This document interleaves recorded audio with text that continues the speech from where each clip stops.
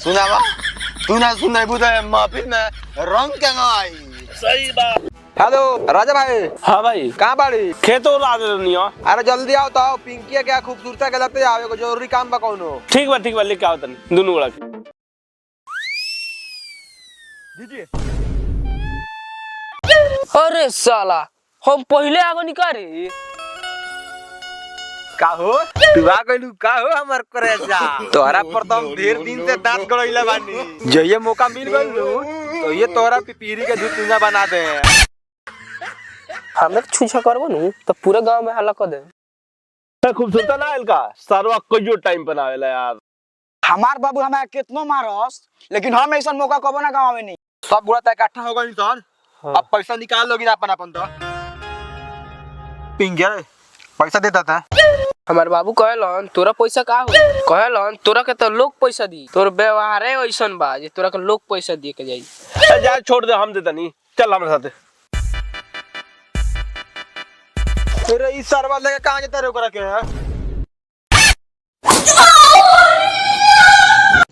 रुको जरा सबर करो। हे प्रभु हे हरि राम कृष्ण जगन्नाथ प्रेमानंद ये क्या हुआ? गलाव से पानी आ गया हम सभी खुल गया मेरा लगती ये देखिए।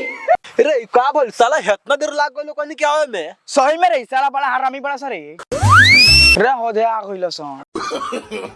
नो धर आई पैसा ले।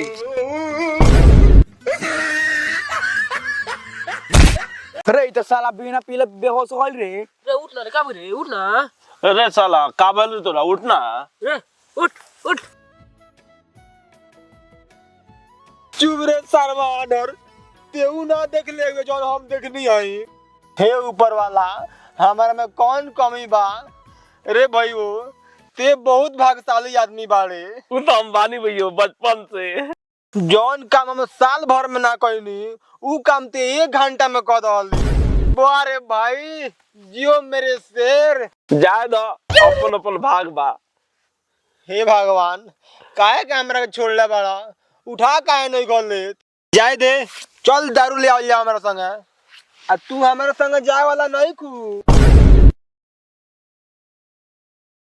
रे इस सरवा का हो गइल रे?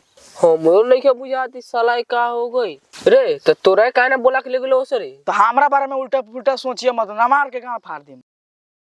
ओकरा के तो हम ले जा नहीं सकत आ तोरा के तो हम छोड़ नहीं सकत। चलते ही चल चल चल ओकरा के रहे दे। रे दानी के बिछाओ सन पानी ओनी रखो सन तले हमनी के चिकना दारू लेके आओ ता इंसान। ठीक बा चल उठ चल चल भाई चल।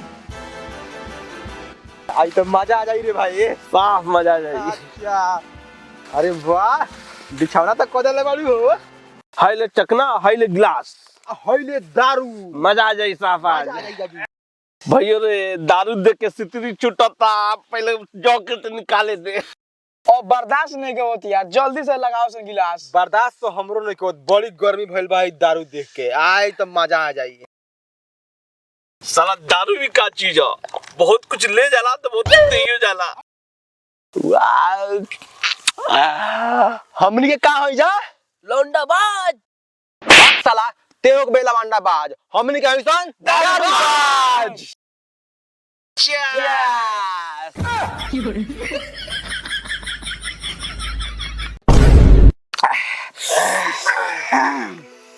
करवा बारे तू लोग क्या हम एगो शायरी सुनाओ तानी। वाह वाह वाह वाह वाह वाह। है भोसरी वाला सन पहले सुनाओ तो सन। अच्छा सुन बूंद बूंद टपकल अंगूर से जाम में समाए।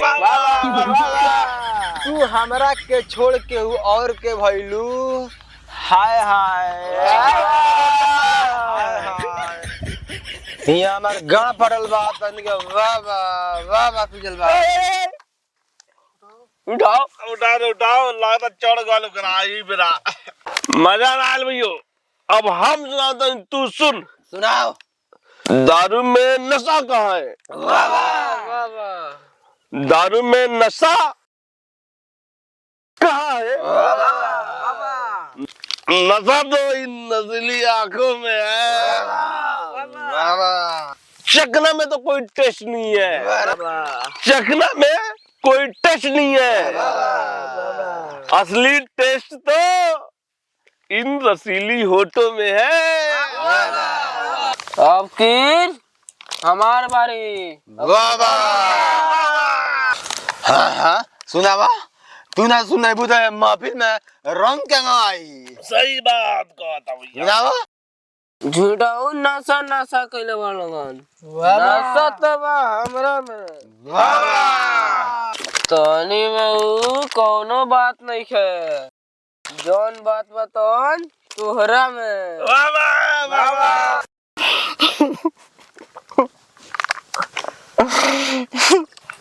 अरे तू रोत का बड़े रे दारू चढ़ गइल का रे सारवा के?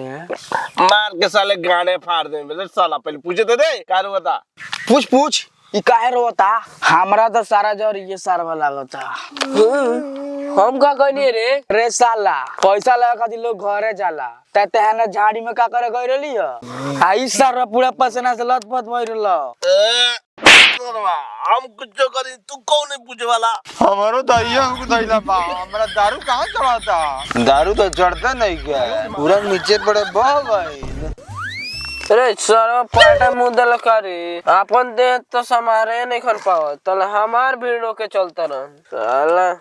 हमरा भी ज्यादा भैया तोरा ढेर हो गल बा। चल घरे। हमनी के तो दोस्त न है सन। आज ले कोनो चीज मिल बांट के खइले बानी सन। अब सारवा के चढ़ गइल बा। ते हमर दोस्त है तू हमर भाई है भाई। तू आधा रात के भी बुलेबे तो तोरा खातिर जान हाजिर बा।